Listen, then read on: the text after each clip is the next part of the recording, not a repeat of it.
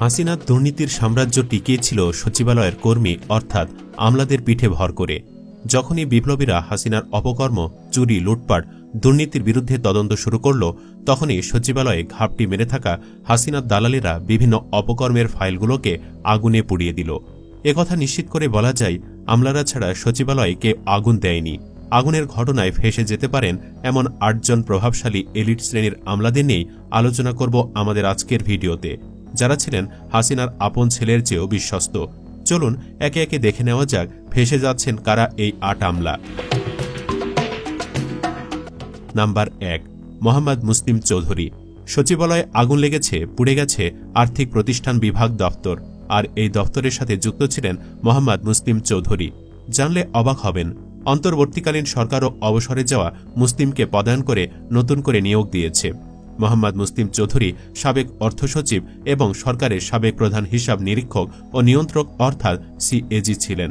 নভেম্বরে তাকে রাষ্ট্রায়ত্ত সোনালী ব্যাংকের চেয়ারম্যান পদে ৩ বছরের জন্য চুক্তিতে নিয়োগ দেওয়া হয়েছে। মুসলিম চৌধুরী অর্থ বিভাগের সচিব থাকাকালে রিজার্ভ চুরি হয়। এছাড়া সিএজি হিসেবে দায়িত্ব পালন করায় তার স্বাক্ষর ছাড়া সরকারের কোনো ধরনের তহবিল ছাড় করা সম্ভব ছিল না। অর্থাৎ শেখ হাসিনা সরকারের দুর্নীতির দায় তিনি এড়াতে পারেন না। এছাড়া সরকারি বেসরকারি অংশীদারিত্বে চট্টগ্রাম বন্দর পরিচালনার দায়িত্ব বিদেশিদের হাতে তুলে দেওয়ার উদ্যোগ নেন এবং সার্বজনীন পেনশন স্কিমও তার ব্রেইন চাইল্ড বলা হয়। তার মানে এখন নিশ্চিত বুঝতে পেরেছেন কেন আর্থিক প্রতিষ্ঠান বিভাগ দপ্তরে আগুন লেগেছে। নাম্বার ২, হেলাল উদ্দিন আহমদ।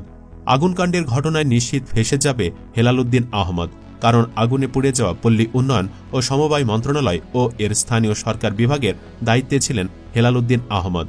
সচিবালয়ে থাকা তার আমলনামা নষ্ট করতে এই আমলা জড়িত থাকতে পারেন, কারণ এই হেলাল উদ্দিন আহমদ ছিলেন হাসিনা সরকারের ভোট কারচুপির আরেকজন যোদ্ধা। ইসি সচিব হিসাবে শেখ হাসিনার আস্থার প্রতিদান হিসেবে বিভিন্ন নির্বাচনে কারচুপির অন্যতম হোতা ছিলেন তিনি। এ দায়িত্ব সফলভাবে পালন করার পুরস্কার স্বরূপ ২০২০ সালে তাকে সিনিয়র সচিব করা হয়। ২০২২ সালে অবসরের পর তাকে সরকারি কর্ম কমিশন বা পিএসসিতে ৫ বছরের জন্য সদস্য হিসেবে নিয়োগ দেওয়া হয়। বর্তমানে তিনি ওই পদে বহাল আছেন। ভালো করে খতিয়ে দেখলে ফেঁসে যেতে পারেন হেলাল উদ্দিন। নাম্বার ৩, আহমদ কায়কাউস। সচিবালয়ে আগুন লাগার পেছনে কারণ খুঁজতে গঠিত কমিটিতে নিশ্চিতভাবে আহমদ কায়কাউসের নাম আসবে, কারণ আহমদ কায়কাউস ছিলেন শেখ হাসিনার বিশ্বস্ত আমলা। তিনি বিদ্যুৎ বিভাগের সচিব হিসাবে লম্বা সময় দায়িত্ব পালন করেন। দরপত্র ছাড়া অর্ধশতাধিক বিদ্যুৎ কেন্দ্রের লাইসেন্স দেওয়া এবং এসব লাইসেন্স দেওয়ার ক্ষেত্রে দুর্নীতির অন্যতম হোতা ছিলেন তিনি। বিদ্যুৎ প্রতিমন্ত্রী নসরুল হামিদের বিশ্বস্ত এ সহচরকে আদানির সঙ্গে বিদ্যুৎ চুক্তির মাস্টার মাইন্ডও বলা হয়। পরে প্রধানমন্ত্রীর মুখ্য সচিব হিসাবে পদোন্নতি পেলেও বিদ্যুৎ বিভাগের ওপর তার প্রত্যক্ষ নিয়ন্ত্রণ ছিল। বাংলাদেশের সরকারি পাসপোর্ট ছাড়াও যুক্তরাষ্ট্রের পাসপোর্টধারী এ আমলা সর্বশেষ বিশ্বব্যাংকের বাংলাদেশের বিকল্প নির্বাহী পরিচালক হিসাবে দায়িত্ব পালন করেন। যুক্তরাষ্ট্রে তার অঢেল সম্পদ রয়েছে বলে বিভিন্ন সময় অভিযোগ উঠলেও শেখ হাসিনার বিশ্বস্ত এ আমলার দুর্নীতি নিয়ে কখনোই তদন্ত হয়নি। তিনি এখনও বহাল তবিয়তে আছেন। নাম্বার ৪, শহীদুল হক। ধারণা করা হচ্ছে সচিবালয়ে আগুন লাগার পেছনে শহীদুল হকের হাত থাকতে পারে, কেননা তার শত অপকর্মের আমল নামা রয়েছে সচিবালয়ে। শহীদুল হক ছিলেন শেখ হাসিনার অন্যতম বিশ্বস্ত পররাষ্ট্র সচিব। ২০১২ সালে তিনি পররাষ্ট্র মন্ত্রণালয়ে অতিরিক্ত পররাষ্ট্র সচিব হিসাবে দায়িত্ব পালন শুরু করেন। ২০১৮ সালে ৩০ ডিসেম্বর তার চাকরির মেয়াদ শেষ হলেও সরকার তাকে একই পদে চুক্তিভিত্তিক নিয়োগ দেয়। শেখ হাসিনার এই বিশ্বস্ত এ পররাষ্ট্র সচিব দেশের স্বার্থবিরোধী অনেক চুক্তির মাস্টার মাইন্ড। ভারতের সঙ্গে সম্পাদিত ট্রান্সশিপমেন্ট চুক্তি, চট্টগ্রাম ও মোংলা বন্দর ব্যবহার, আশুগঞ্জ নৌবন্দর ব্যবহার, নামমাত্র ট্রান্সশিপমেন্ট মাশুল নির্ধারণে তার প্রত্যক্ষ ভূমিকা ছিল। অবসরের পর তিনি আওয়ামী লীগের গবেষণা cell centre for research and ইনফরমেশনের পরামর্শক পর্ষদের সদস্য হিসেবে নিয়োগ পান। এ সময় সরকারকে পররাষ্ট্র নীতি বিষয়ক বিভিন্ন পরামর্শ তিনি দিয়েছেন।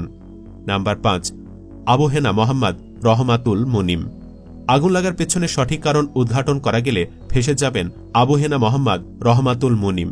এই আমলা অন্তর্বর্তীকালীন সরকারের দায়িত্ব গ্রহণের পর যদিও অপসারিত হয়েছেন, কিন্তু সচিবালয়ে তার আমলনামা কিন্তু ছিল। এর আগে তিনি জাতীয় রাজস্ব বোর্ড এনবিআর এর চেয়ারম্যান ছিলেন। এছাড়া বিপিসির চেয়ারম্যান হিসেবেও তিনি দায়িত্ব পালন করেছেন। এনবিআর এর চেয়ারম্যান হিসেবে ডক্টর ইউনুসকে একের পর এক আয়কর মামলায় হয়রানি করেন মুনিম। এখন নিশ্চয়ই বুঝতে পেরেছেন কেন সচিবালয়ে আগুন লেগেছে। এছাড়া Rahmatul Munim, Summit, S Alam, Unique, Beximco সহ কয়েকটি বড় গ্রুপের বিদ্যুৎ কেন্দ্রকে নিয়ম বহির্ভূতভাবে শত শত কোটি টাকার কর অবকাশ সুবিধা দিয়েছেন। এছাড়া বড় কয়েকটি কোম্পানিকে অবৈধভাবে কর সুবিধা দেওয়া, টাকা পাচারের সহযোগিতা ও শুল্ক কর ফাঁকিতে সহযোগিতা করে শত শত কোটি টাকার দুর্নীতি করেছেন মুনিম। নাম্বার 6, মোহাম্মদ জাহাঙ্গীর আলম। মোহাম্মদ জাহাঙ্গীর আলম ছিলেন শেখ হাসিনার অন্যতম বিশ্বস্ত আমলা। নির্বাচন কমিশন সচিব হিসাবে জাতীয় নির্বাচনে কারচুপির সফল দায়িত্ব পালনের পুরস্কার স্বরূপ তাকে স্বরাষ্ট্র মন্ত্রণালয়ের জননিরাপত্তা বিভাগে পদায়ন করা হয়।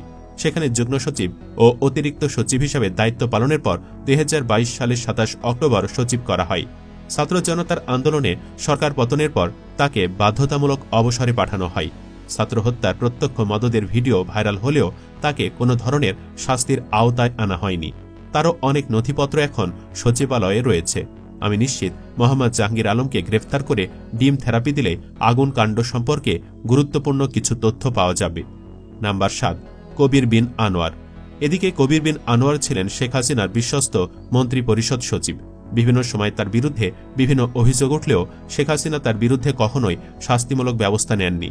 আওয়ামী লীগের তকমা লাগিয়ে যে কজন আমলা থেকে শত শত কোটি টাকার মালিক হয়েছেন তাদের মধ্যে কবির বিন আনোয়ার অন্যতম।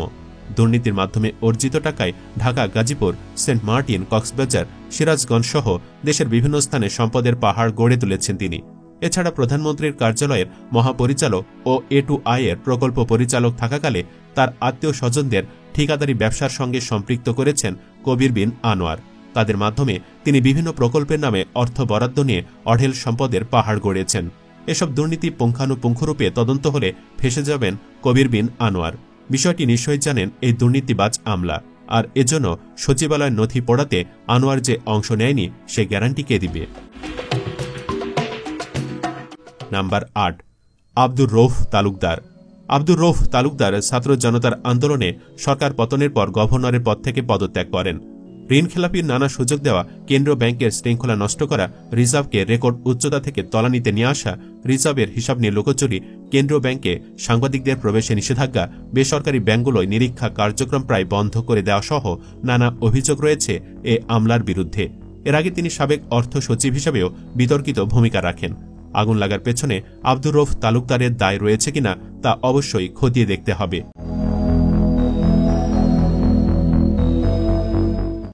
দর্শক, এই 8 জন ছাড়াও আরও যেসব দপ্তর আগুন লেগে পুড়ে গেছে সেখানে গবেষণা চালালেই বেরিয়ে আসবে এই ঘটনার পেছনে আসলে কারা দায়ী। আপনি কি চান সঠিক তদন্ত করে যেন দোষীদের কঠিন সাজা দেওয়া হয়? কমেন্ট বক্সে ইয়েস বা নো লিখে জানিয়ে দিন আপনার মতামত। ভিডিও ভালো লাগলে লাইক দিন এবং শেয়ার করুন। চ্যানেলটি এখনো সাবস্ক্রাইব করে না থাকলে সাবস্ক্রাইব করুন। ধন্যবাদ।